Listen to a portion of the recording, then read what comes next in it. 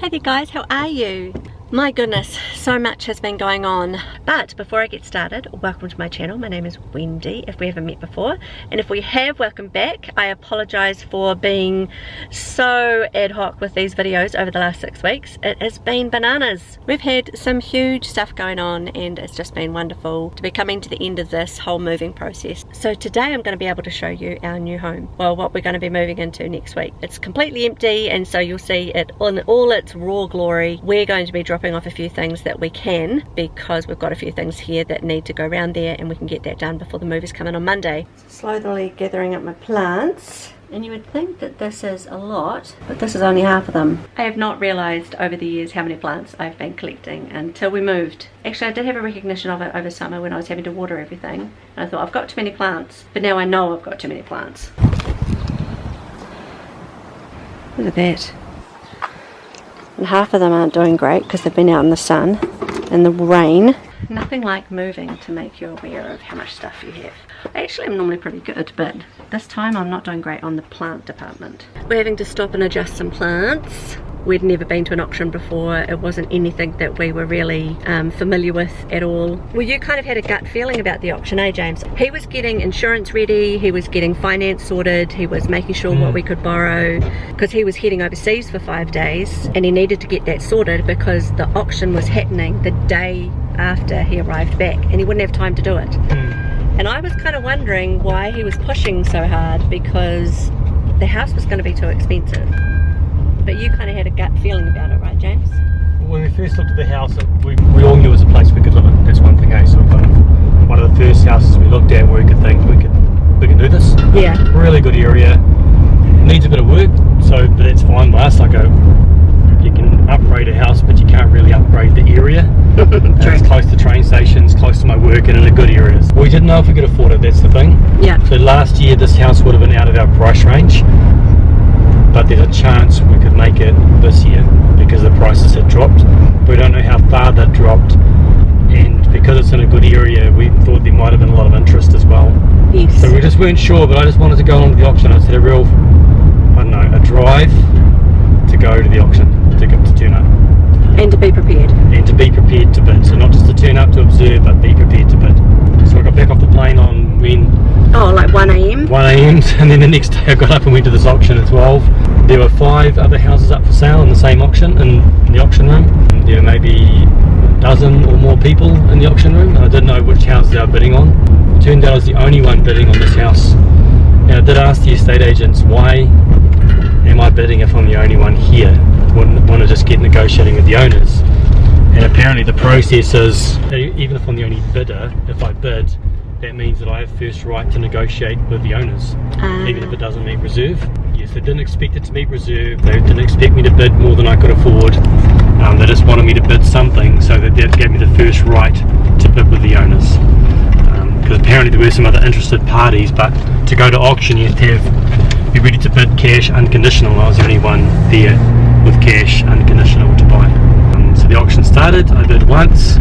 There was something called a vendor's bid to bring it up a bit. I bid the second time and the auction passed. And then I went and started negotiating with the owners. And then we walked away because they came back saying they weren't going to accept it. So we actually walked away. He said, come on guys. And I was like, you can't tell me that that's nothing. It was about 50k more than we sold our last place for. And so I said, you can't tell me that's not a good offer. And he was like, come on. House prices have dropped a lot, but they haven't dropped that much. So we went away, James went off to mow the lawns and I went off to go shopping with Emma because it was her birthday. Like we were out, we were just like, oh well, we tried. We feel a bit silly for offering on a house that was really expensive. But we gave it a crack. But we gave it a try, yeah. And anyway, it was like about half an hour after that, and James called and said that they'd come back to him. Yeah, so they came back and they wanted to keep negotiating. So he must have been in the ballpark. They came back and said they want to keep trying with us. I said, look, I'll talk about it. The price they came back at was still too high for us. But we weren't in the ballpark. Oh, that's the other thing about the auction. Because the market's dropping, the auctions, and I got this from another real estate agent who helped us sell our place. She said the auction is about managing the expectations of the vendor. The person selling the house. The person selling, because they're still expecting prices from last year, and that's just not around anymore. Whereas the auction kind of tells them, well, this is the market. only offer, you know, so it made them just say okay. And they wanted to negotiate with us because we could offer them cash pretty much. So I called up the real estate agent who helped us sell our place and said they're bargaining with me. I don't really know what to do, any suggestions? And they gave me some great advice on how to negotiate with the vendors, and just what the moves would be and just what to offer and what to say, which I roughly followed. I was still pretty nervous on the phone doing this with the real estate agent. Of course, the estate agent works for the vendor and wants the most money they can get out of me, so I had to be pretty set on what my top dollar was. The estate agent gave me advice, could work out from what they'd come back at and what we'd offer, what it would end up as. So that was really good to know. And she was right. And she was right. It was spot on, so that's what they accepted in the end. That's where good quality advice helps, eh? Yes. People you trust who are experts in what they do. She wasn't working on our behalf anymore. She wasn't working at all with the real estate agents that were selling the property we were buying. So she was able to advise us. They took about 4 hours to finalise, like sign the document. They were so disappointed that they were getting so much less than what they had hoped for. It was at least 100k less than what they had hoped for, which is a big hit, but anyway. So we got the house. So we got the house, and because the people, the vendors, it's because they've already moved. It was one of the reasons why they took our offer and accepted it, and they just had to remove all the staged furniture that's in there, and we're able to move in. Because of the auction, it's like an instantly done. Like 5 o'clock that day we signed, after they finally signed and agreed. Paid our deposit. Paid our deposit. And we didn't get the keys until just 2 days ago. Yesterday, sorry, we got the keys. We still had to have a settlement day, but we were able to make it, you know, the weekend before we have to move out of this place. So that's a nice house, and that's a nice house. We just need to bring our house up to speed. How did you feel seeing it yesterday for the first time, empty? Yeah, it's a bit daunting when it's empty. Because you can see all the bits that need work, like it really does need. So all our work painting our old house, we have to do the same to this one, which is a bit like, oof. We really thought we might move into a house that didn't need work, but we're here now. Might show you around some of the garden, but I'll show you inside. This is our backyard.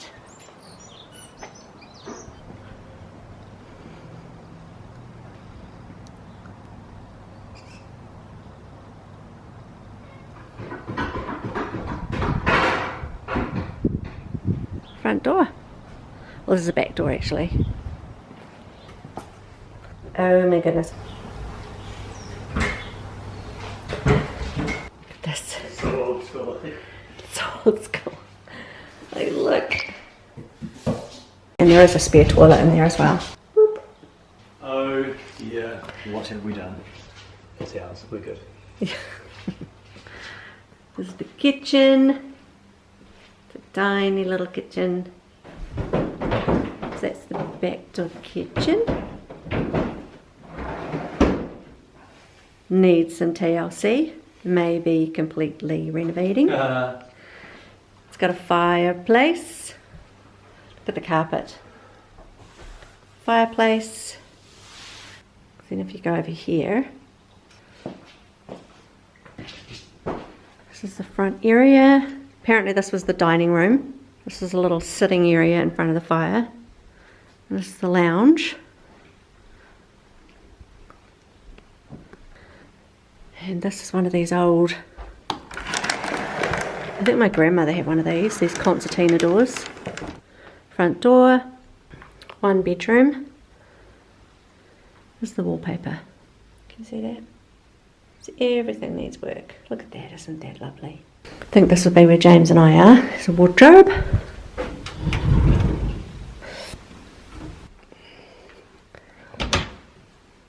Cupboard by the front door. This is the bathroom. Look at this awesome lino. It's incredible. This is the wall. I don't know what that is. Look at that.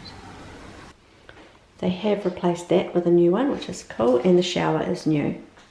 Toilet and a mustard bath. It's pretty cute. Look at that. So old. Oh my God. Some of the stuff is so Art Deco, you kind of think that it might stay, but it's just so, if you can see, it's like so worn. Been burnt over the years, and I love these open shelves. So we have got 2 bathrooms and 3 toilets. Hall linen cupboard.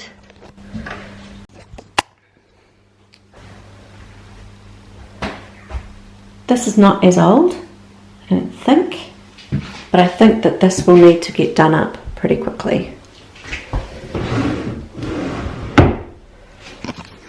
Bedrooms need painting, new curtains, and it's alright, it's not terrible. Needs repainting. One of the bedrooms has got this. Not terrible. And this is the other one. Also, we weren't really looking for a 4-bedroom, eh? We were looking for a 3-bedroom the whole time. Because there's no way we could afford a 4-bedroom. It wasn't even on the radar. The ceiling is really tired. There's no lights on the ceiling. They're all on the walls. Got these funky archways. I don't know what we'll do with those. 1, 2, and then there's another one over there. We got all the plants inside and it's looking good in there. Took the kids around, the 2 that hadn't seen it, and it's all very daunting. You know, it's our house and there's still a lot that we need to do to it in order to make it our own. Every one of them has got different ideas, and James and I even have differing ideas on what we should do with it. So I guess we'll have to work that out as we go. It's really not imperative that we know right now. First things first, we have to move in and get ourselves settled. That'd be a big tick. It's really quite exhausting moving. It is. It's really hard to articulate why it's tiring, but there's just so many moving parts to life that need to be done in amongst normal life. I'm ready for that chapter to be finished and completed. We're on the last leg, we're on the home stretch, we think. I'm about to go and get us some dinner. I'm gonna get ready-made soup and some garlic bread maybe to help fill up the teenagers' tummies. Really appreciate you guys watching, appreciate you spending time with me, and I will see you again in the next video. I know that the next one will be us moving in and getting everything all set up. Alright, so I'll see you in the next video. Bye for now.